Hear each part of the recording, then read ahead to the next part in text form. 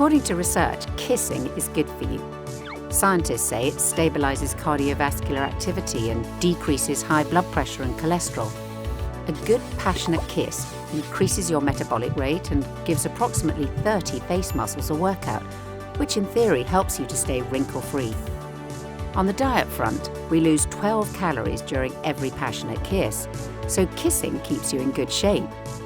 One final encouragement about kissing that I like is apparently our brains have special neurons that help us to find each other's lips in the dark.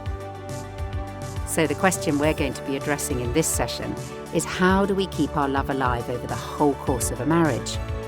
We sometimes hear people say, that's not realistic.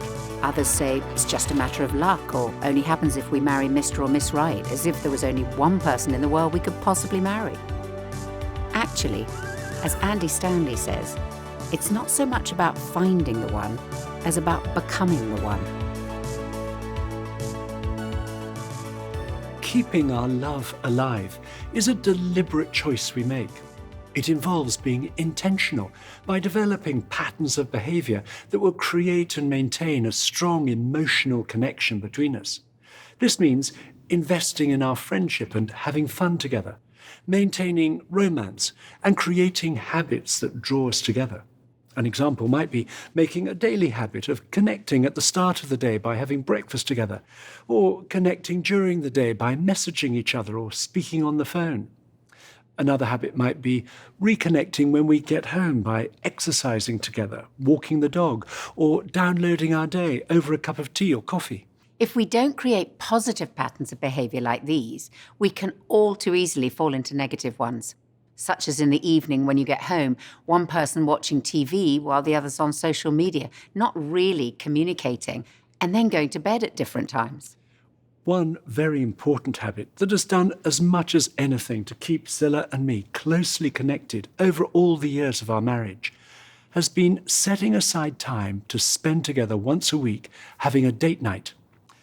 We've discovered these weekly dates have two benefits. First, they give us a regular opportunity for effective communication at a meaningful level so that we keep deepening our understanding of one another. Secondly, they keep the romance, the love, the fun and the friendship alive in our marriage. When we first got married, we thought that this kind of time together would just happen automatically. But we were busy with work, socialising a lot with friends and family, increasingly involved with our church community, and we had no quality time for ourselves. Then we got some great advice from an older couple who suggested we had to be really intentional about making this quality time together. So since then, every week, we have tried to plan at least 2 hours together, having a meal and doing something fun that we both enjoy. And that's become our weekly date. We now plan it into our calendars for 3 months ahead. Now, by date, we don't mean we spend a lot of money. In fact, we realise that if we're to have regular date nights, it's important not to set the bar too high. And some of our best ones have cost us very little. Having a picnic by the river on a summer's evening, finding some cheap theatre tickets, or a 2-for-1 deal in a restaurant. Nikki is particularly good at that. Or simply going for a walk. We vary what we do and when we have our date. If it's in the evening, we might stay at home. But if we do, we'll make sure it's different to a normal evening. Zilla cooks something special. We'll put candles on the table, put on some nice music. Or we may watch a film together that we'd both enjoy and generally make it feel romantic. So it's important for us both to be involved in organising what we do. And occasionally one of us will plan a surprise. But it's worth checking your partner likes surprises before you do that. Having a weekly date together might seem a funny thing to do once you're married. You're living in the same house and you're around each other much of the time. But that's exactly why we need to do this. Otherwise, it is so easy to start to take each other and our marriage for granted. Quality time is really important to me. And I think you kind of knew that, but you'd sometimes think we'd had quality time when it had literally been half an hour lunch break. Yeah, or we had a different definition of it, didn't we? For me, quality time is just us two, no distractions, no work, no admin, but just discovering what we like, and we love going for walks, doing new things, eating food together is a big one. I think a game changer for us was getting a joint calendar where we can actually put something into the calendar. We can both see it. We kind of know what's to be expected. I can plan something in advance, which we discovered was a massive kind of aspect of your definition of quality time, that I would take the effort not just to be there, but to have thought about it beforehand. Yeah, you'd love just to randomly do something, whereas to me that would just communicate he's not thought about this or put any time or effort into this, therefore he's not valued this time together. So yeah, I think we've learned, haven't we? We're getting there. Yeah. For Grace, it's all about quality time. Yeah. Really. Sometimes if I fail to make the time, she would prompt me and I have to be conscious, oh, there's a prompt. She needs it. You know, and I say, okay, I'll try and drop everything and then let's go out for a date night. Or let's just spend time together. Let's make sure the kids are in bed and this same couch, I'll be sitting on one end, she'll be sitting on the other end, and we'll just yak.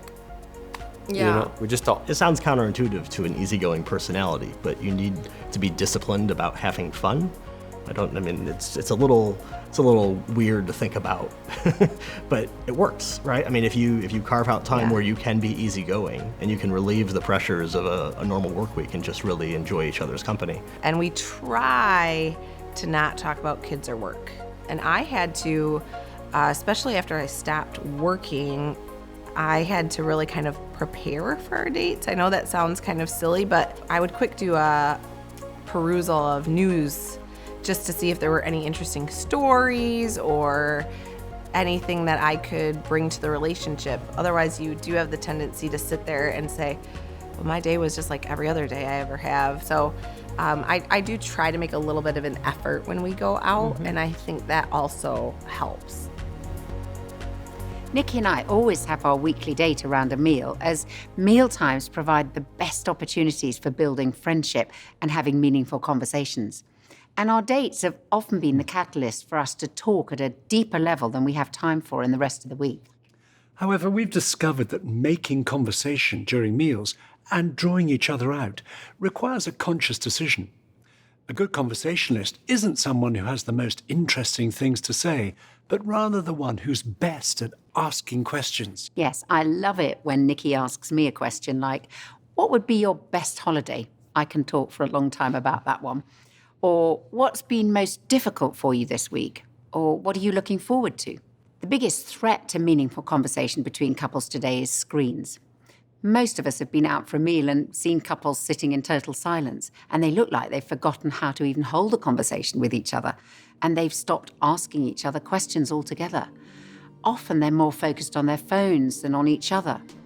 Phones and other screens not only replace conversation, but if we invite our 1,436 online followers to come on a date with us, the message we're sending our partner is, other people and other things are more important to me than you. Whereas when we put our screens away and focus our attention on our partner, we're communicating powerfully, I value you above everyone else. So our suggestion is to put your phones on silent and not to check them or make or take calls during your date night, or actually whenever you're having a meal together. That's a good habit to get into before having children, because it means they'll grow up seeing that meal times are important for talking with others. My name is Emerson, My name is Christina. and right now we live in Mexico City. We met at a nightclub. First and last time I danced. I danced with you Yes, that night. yes. Boundaries with phones. It's a struggle. It's real. You know, it's an area that I'm not proud of. Especially that I've noticed, like, I don't even think about it, and I'm just going to my phone. Yeah. You know? I mean, you're not alone in that. We all do, but now we have to work on not being on it. Yeah. You know, and I think that's where, you know, the struggle is. We were just in South America as a family visiting my father in Bolivia. In Bolivia. And Bolivia is the only country where our cell provider does not work. So when we landed, and it wouldn't get, It literally said no service. I'm like, usually that changes, but nothing was coming through. So my phone was dead for 2 weeks. Yeah. But it was so healthy Yeah. because I got to talk, I got to engage. Connect. Yeah, so that was a good break for Funny me. story. I loved it. I loved it and I didn't love it. It was Being super hard. disconnected. Super hard for me. It's really important we connect through conversation, but our date night isn't just about talking. It's also about having fun together on a regular basis. Couples who naturally have different interests may have to work a bit harder to find an activity that they enjoy doing together. But our encouragement is don't give up. Even if your last date night didn't go very well and you ended up having a huge row, persevering and being creative will mean that the net benefits over time will far outweigh the effort involved. So, for the first conversation in your journal, Building Your Friendship, we want you to think about what you both enjoy doing together. Each of you separately write down 6 things. When you've finished, compare your lists. Then, talk about how you could continue to have fun together, doing things like these for many years to come.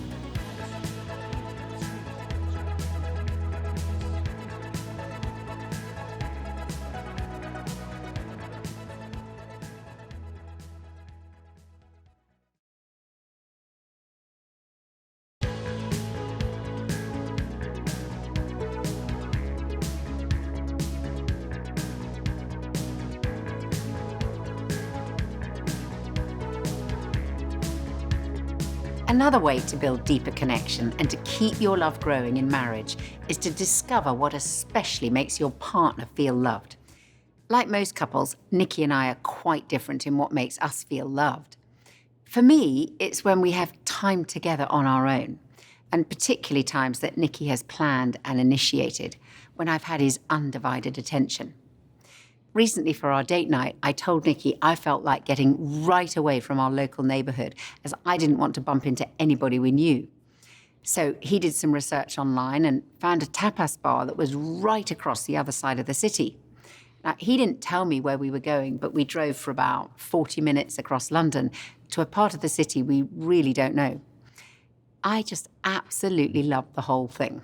The time in the car, the time wandering around this totally new area, and the time eating tapas together, all made me feel really special. I really enjoyed it too, and especially because Scylla kept telling me what a great choice I'd made.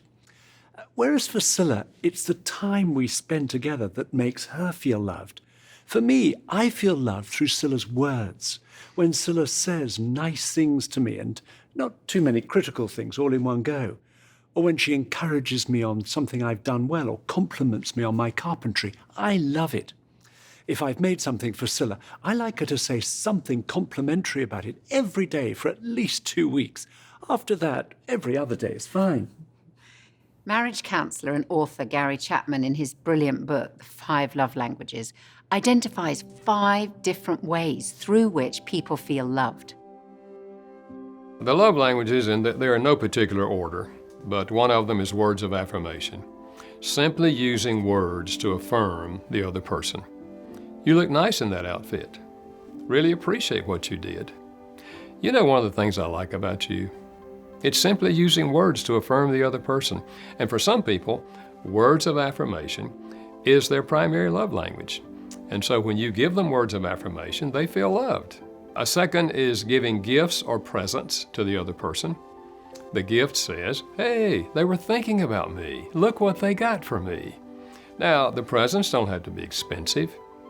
Haven't we always said it's the thought that counts?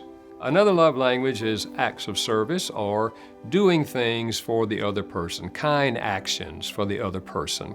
Cooking a meal, for example, is a huge act of service.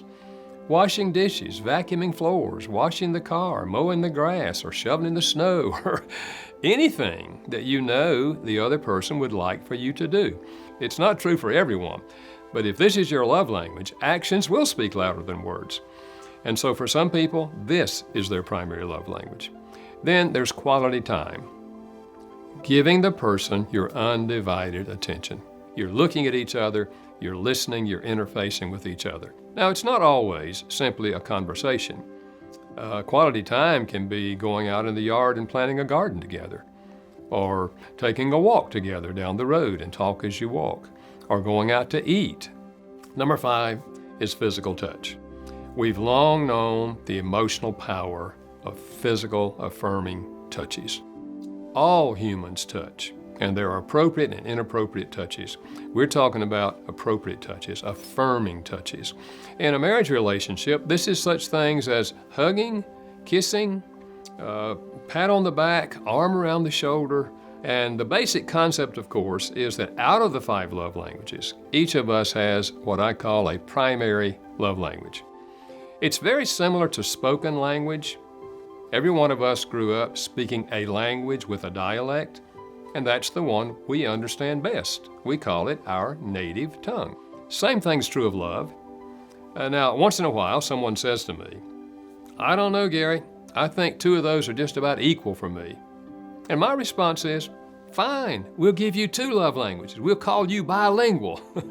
But most of us have a primary love language, a secondary love language, then the other 3 fall in line under that. It's been such a helpful discovery for Nikki and me to find out the order of importance of these expressions of love for each other. For Nikki, loving words are closely followed by actions, and I know he feels loved through the things that I do for him as well as the things I say to him. For me, quality time is closely followed by physical affection, by touch. So as you can see, we're very different from each other. You need to work out your primary love languages in order to be able to tell your partner. You can't expect them to know automatically. Some people assume that their partner feels loved in the same way that they do, so they try to communicate love in the way that they understand it and want to receive it. But that doesn't work if their partner feels loved in a different way. We may have to learn our partner's love language, and it can be just like learning a foreign language, which takes effort, discipline, and practice if we're to become fluent. And we may need to get over feeling self-conscious or inadequate or awkward if our partner's love language isn't something we've seen or experienced as we grew up. I grew up with seeing my mom and acts of service being a huge love language for her. So I would do acts of service all the time, do stuff around the house for Heather, and she'd be like, "Oh yeah, that's cool, great, thanks." And I was just in this huge conundrum of, but this is supposed to work. My wife's love language was affection. Yeah, like the physical touch and hugs. I wanted to express my love through acts of service. You know, pick something up or take you somewhere. But in those moments, I didn't think of how important it is to put my arm around her or to hold her hand. All those kind of things, I had to really grow muscles in those areas that didn't come so easily for me. All the words of affirmation are his big love language. And he thought that they were mine, but they were not mine. My love language is service. Service. With a smile. With a smile. So service was, you know, when somebody just does something for you without you having to even ask. It's like, oh. So like, for example, when he gets off from work, he will always call me and he'll always ask me, "Do you need me to pick anything up from the store?" And he doesn't realize what that does for me. I like to be touched, and Michael hates it. We had a first dance during our wedding, and I put my hand just behind Michael's head, and Michael tried to keep the smile going, so he was like, "Just take your hand off my head." 有时候送给他围巾呀，比如说去杭州出差会买一个丝绸的那个围巾呀，送给他。然后过了一段时间，我发现，哎呦，有一个朋友的丝巾和我送给我爱人的丝巾特别像，一模一样的。然后我就告诉他，哦，你知道吗？我曾经给我爱人也买过一样的丝巾。他就说，是吗？你爱人送我了。讲啊，为什么把我的礼物送给别人呢？当我知道他的爱的语言是服务，还有包括肯定以后，省了很多钱。The aim of the next conversation, Discovering Your Love Languages, is to help you discover the order of importance of them for each of you. We suggest that first you write down 6 specific occasions on which you've particularly known your partner's love for you. It could be major events or something small but which was very significant for you. So for example, I felt loved when you gave me that book I'd been talking about. Now that might indicate thoughtful presents are important to you. Or I felt loved when you cooked my favourite meal for me. That may show kind actions mean a lot to you. And on the basis of what you've written down, try to work out the order of importance of the love languages for yourself. Then, without looking at what your partner has put, try to guess the order for them. When you've both finished, show each other what you've written down.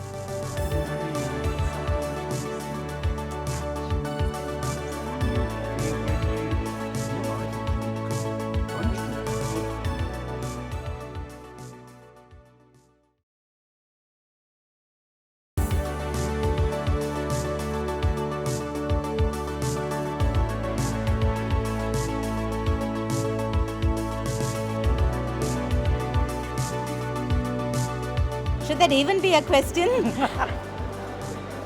Is it important to breathe? It is very profound actually, and it really helps the marriage to go on. Man, it gets better with age. I think it's a big part of a relationship, so it's needed. Well, I think sex is important in marriage. It does really important to have a good, sexual relationship between the husband and wife, especially if you want a lot of kids. I think without that, it's a friendship or it's something else. Without sex, you're friends. It's not always important. I'm still young, so is she. Like sometimes there's days like it won't come across a month. I think it adds a bit of spice. There's the cooking, there's the cleaning, there's the washing, and there's the sex of it. So it's part of the package. Look at it as one healthy ingredient in that whole recipe to make that meal.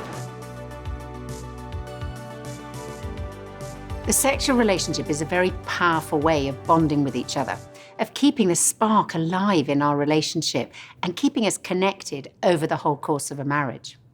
Sex joins us together, not just physically, but emotionally, psychologically, and even spiritually.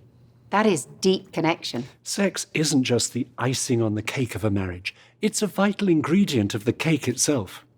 Our sexual intimacy affects every other part of our marriage relationship, and every part of our marriage affects our sexual intimacy. We want to clear up any misunderstanding and make it quite clear that God is for sex. The Bible portrays sex as a gift of God, a wonderful expression of our mutual love and joining, as well as for the creation of a family. The Song of Songs, the love song right in the middle of the Bible, unashamedly celebrates the couple's sexual relationship. It shows we're to feel no guilt or shame about sex within a loving, committed relationship. Rather, we're to revel in it, to experience its power, to join us together, to feel connected and to enjoy it. But sex is not given for our selfish enjoyment. Our culture, with its high level of consumerism and individualism, tends to ask, how can I satisfy my desires in the ways that I choose? Good sex, rather than being me-oriented, will always be us-oriented. So, we want to look at 3 key aspects of establishing and maintaining a pattern of good sex in marriage. The first is to get our hearts in sync. We want to encourage you to think of your sexual relationship as a journey of discovery over a lifetime. And sex really can get better and better if we look after it as an integral part of our marriage. Recently, a number of national newspapers in the UK reported on some research that showed the best age for a whole variety of activities. Apparently, the best age to remember things is 25. The best age to learn a language is 8. The best age to do maths in your head is 50. And the best age to have great sex is 66. So the best is yet to come. We can easily be misled by films and the media into thinking that sex should be instantaneously brilliant. But that's not real life. It's not realistic to expect to become black belts at sex overnight, or to be able to turn on fantastic sex at the flick of a switch. Sometimes we have to unlearn some of the messages that we've absorbed from contemporary culture. Intimacy is not something that Hollywood paints. Yeah. I mean, really, it's nothing like that. It doesn't just happen. You burst through the door and everything comes off and off you go. It does not happen that way. Yeah. There's real human emotions and there's the right time. There's correct. like the romance to it. And then there's like, did she have a bad day with the kids and you come in all fired up? You're like, it's gonna happen, and no, it's not actually because you didn't know what happened in the house today. So we've learned to be a lot more open with each other. and be okay with it because it's in a safe space, like it's in a safe environment, like, and learning that it's safe to talk about sex. It started quite awkward, like during like being in bed together, we would like comment on something that we liked or we didn't like, and at the moment we felt really like, oh, he didn't Maybe like I'm doing it. something wrong. I think these awkward moments that we felt that are not proper paid off now after a few years, that, you know, if I didn't say out loud that I didn't like to be touched in that or that way, you know, he would never learn that I didn't like to be touched that way. The fact that we talked about it and then we're able to have a sense of humor about it was really key. Yeah. Yeah. Not laughing at each other, but with. To be in sync, we need to keep talking about sex a lot. We recognise that can be difficult at first. Our sexuality is rightly a deeply private part of our lives, and talking about sex requires us to make ourselves vulnerable. Our encouragement is don't leave it to guesswork. The more we tell one another what we enjoy or don't enjoy, what we struggle with, what turns us on and what turns us off, the more natural it'll become. Being vulnerable like this builds emotional intimacy, which is the key to great sex. Getting our hearts in sync may also involve talking through any past sexual relationships, as these can lead to jealousy and mistrust. We need to bring closure for the sake of our relationship. Our advice is to face these things together and talk about them, and especially if you're engaged. You don't need to go into all the details, but it really is best to go into marriage with no skeletons in the cupboard.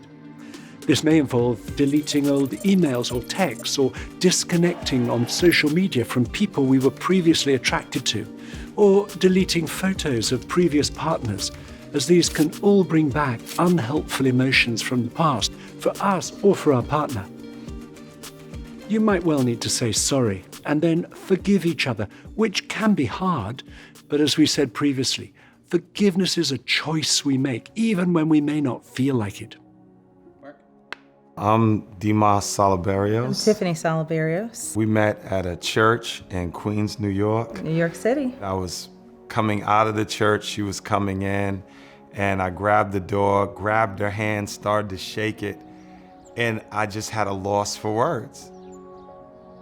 Years before I met Tiffany, I was involved in the drug world, and so I had a pretty wild story. So I was pretty ruthless on not going into places that could bring harm to us, not visiting old friends, all old girlfriends, things like that, completely cut off. No reason to be Facebook friends, no reason to check in with each other. Like we had those kind of conversations very early on, that, you know, we weren't gonna be inevitably in contact somebody with looks anybody. us up, right? Yeah, once in a while, Old boyfriends or somebody old would try girlfriends to- might look us up, and then we'll be like, oh, wow, okay, blah, blah, blah, blah, blah. Thank you, have a nice life, bye. And I would say that even now, as we meet members of the opposite sex, and we feel like, oh, this is a great friend or whatever, we kind of like make sure they're, like, it's like our friend, not, like we're not building up these side friend relationships with people, so. Yeah, so we have a lot of boundaries and things in place to keep us from making really dumb decisions. Yeah. The second way to maintain a pattern of good sex is to get our heads straight. You may have heard it said, the brain is the biggest sexual organ in the body. It's true. Good sex has so much to do with our state of mind. Filling our minds with what is beautiful, honourable, and mutually respectful about sex will positively enhance our sexual relationship. Conversely, if there are mental obstacles to intimacy, it'll be nearly impossible to enjoy good sex.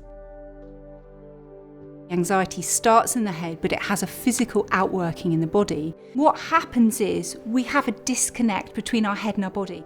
To stay sexually aroused, we need a constant cycle, a constant circuit, if you like, between our head and our body. We need to be fully connected. If we're anxious, if we're worrying about sexual difficulties, we split the two off. In men, we see that with erectile dysfunction, an inability to get or keep an erection because they're feeling really anxious about it. We see in women people that are anxious about sex, for example, hurting, and they think I mustn't be anxious about it, but they're already tense, and that then compounds the problem. So it can be a sort of self-fulfilling prophecy, really. So rather than being connected, their head and their body connected to stay aroused, they're constantly worrying about what to do, how to touch their partner, which means they don't fully engage in what they're doing. Perhaps their partner is the same, and it means that sex is not enjoyable. So the anxiety around it keeps them from discussing it, but also really fully engaging in what they're doing with one another. It may be that we've also experienced sexual trauma or sexual abuse in our past, and that will significantly impact how we feel about sex in a relationship.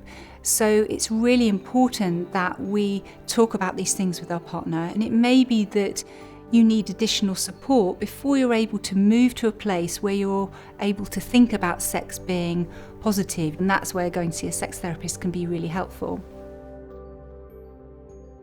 Anxiety about sex can seem like a huge obstacle in a marriage, but as a couple, you can overcome it. If you're struggling, our advice is don't bury the problem. Talk together, read a book about sex together, or seek expert help if needed. Another area that can negatively impact a couple's sex life, and one of the most common problems affecting couples today, is the accessibility of pornography. In our work with couples on the marriage course, we've come across increasing numbers of couples who are struggling with the impact of pornography on their relationship. There's a couple of problems with, pornography use to a marriage and to a relationship, but also to an individual. What happens when somebody has a pornographic experience, right? So it's a good experience. It feels good, and that in itself is reinforcing. It goes to pleasure centers in the brain. Certain chemicals are released that make someone feel good. Then it starts to become kind of a track that you run down. It becomes its own, neural pathways, if you will, that drives behavior. Now, that becomes really problematic for a number of reasons. One is you need more. There's diminishing returns. But the other thing is, remember, when you're talking about pornography use, what you're talking about is you're using a fantasy object as a sex object or a love object. You've separated your orientation and your wiring towards love, towards satisfaction, towards fulfillment. You've separated it, you've compartmentalized it from a real human being. You're never getting to the place where the two of you can have everything that marriage was designed to provide. Probably if it's become a habit pattern, you're subject and at risk for that to continue. So it's really, really important that you kind of deal with this and you begin to get it out of your life, because what you got to do is you're going to commit to a person, and that person is a real person that you got to have full-fledged intimacy with. So deal with those issues in your life and talk about them in your, if you're engaged with your future spouse. And let me tell you, the sexiest thing probably that your spouse can know about you is that you possess the character internally.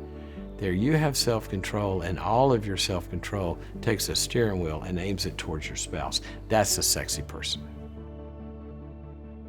We want to encourage you to have an honest conversation with your partner in as non-judgmental a way as possible.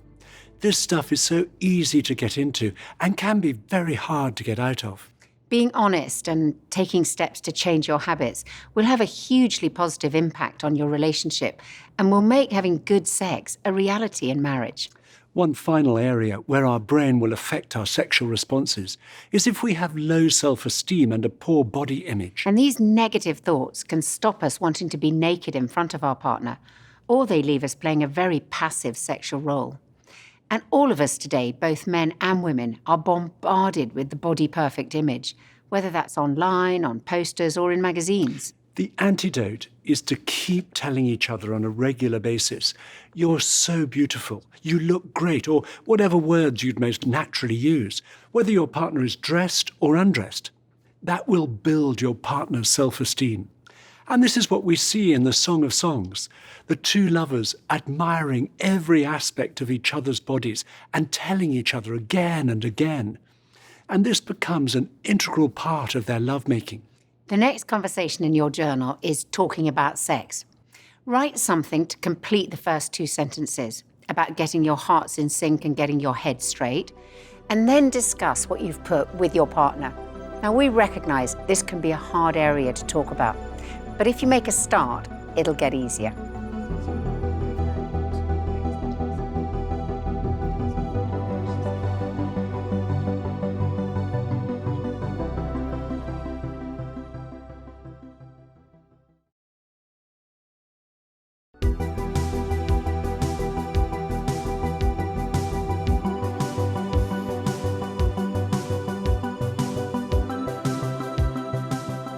The third aspect we want to address for good sex is to get our bodies set.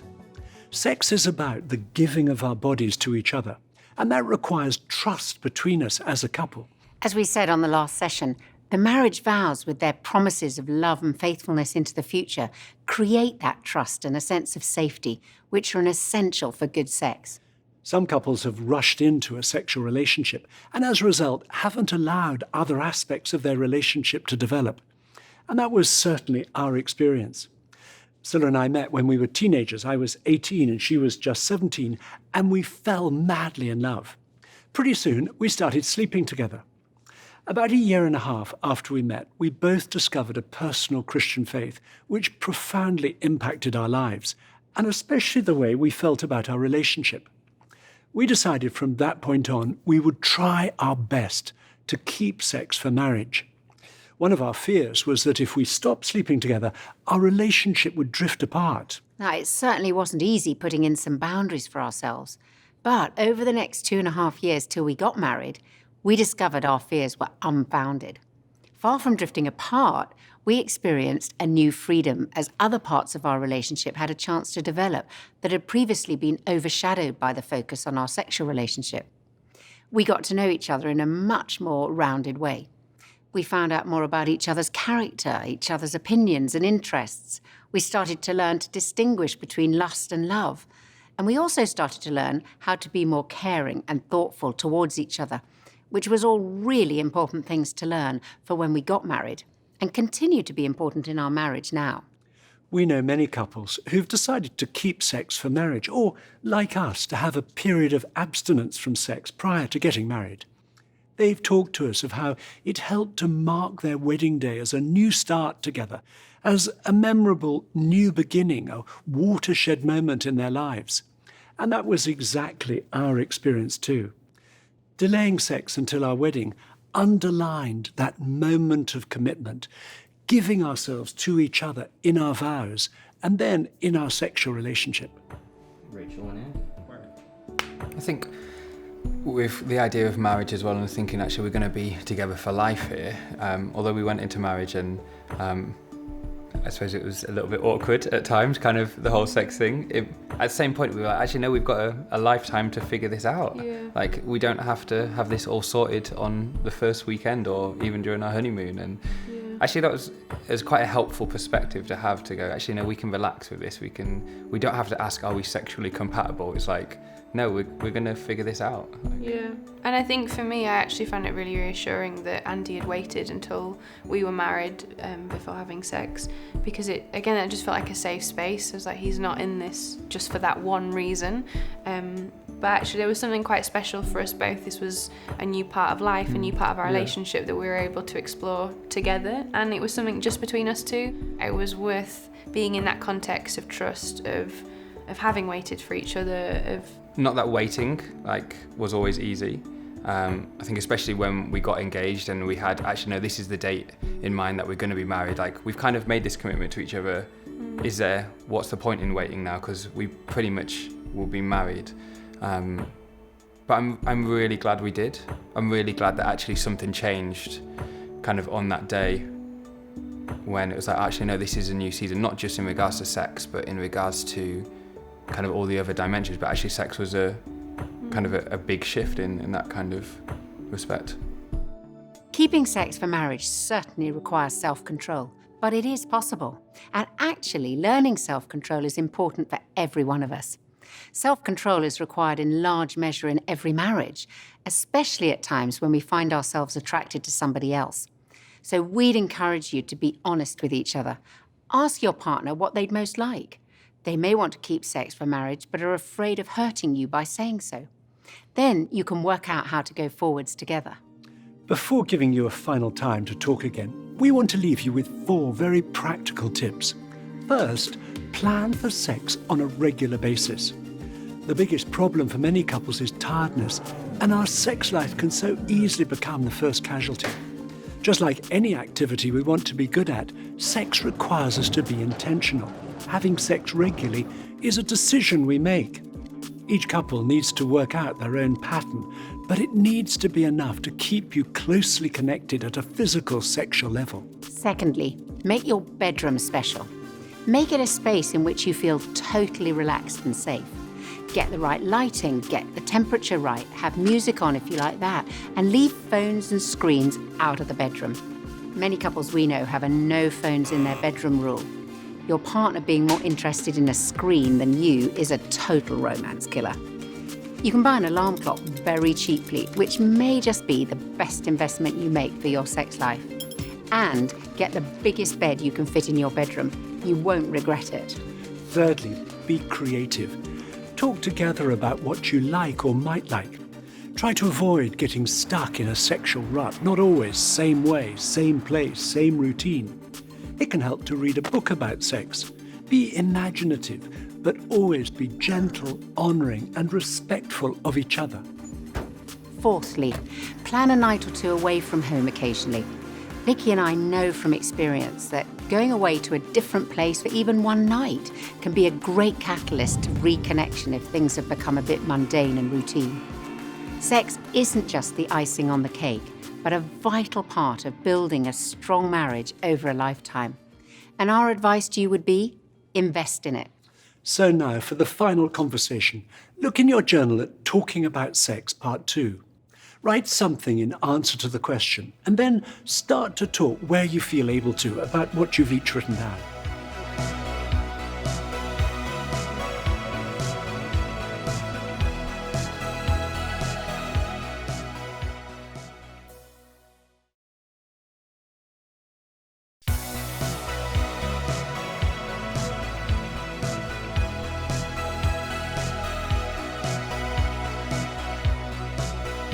This session has been all about how love is much more than a feeling. It involves taking action, planning quality time together, using our partner's love languages, and developing a good sexual relationship. These are all ways that we can each choose to keep our love alive and growing. The reading we've chosen for this session is one we've heard at many weddings. It's from Colossians chapter 3, and in it, St. Paul describes what it means to put on love as deliberately as we might put on a shirt or a coat. As God's chosen people, holy and dearly loved, clothe yourselves with compassion, kindness, humility, gentleness, and patience. Bear with each other and forgive one another if any of you has a grievance against someone. Forgive as the Lord forgave you. And over all these virtues, put on love, which binds them all together in perfect unity.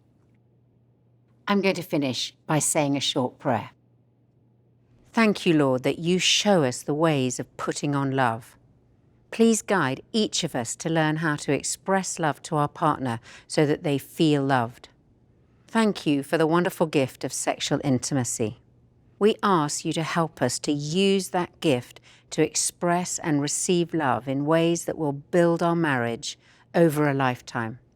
And we ask this in Jesus' name. Amen. Amen. Thank you so much for joining us, and we'll see you on the next session.